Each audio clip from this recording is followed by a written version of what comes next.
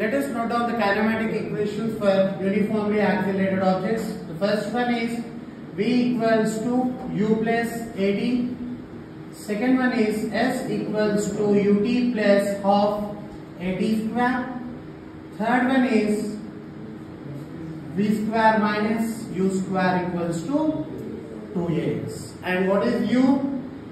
Initial velocity, v final velocity, t time, s displacement, and a acceleration. Uniform acceleration.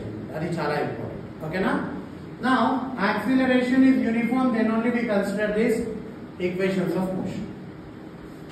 From here, whenever the acceleration is constant, let us say initial velocity is 0, then from first equation of motion we can write v is proportional to t, and here we consider u as 0.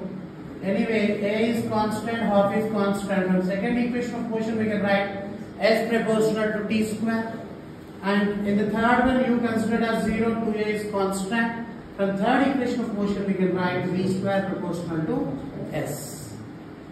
As we discussed previously, if one is proportional to other directly, then the graph is a straight line.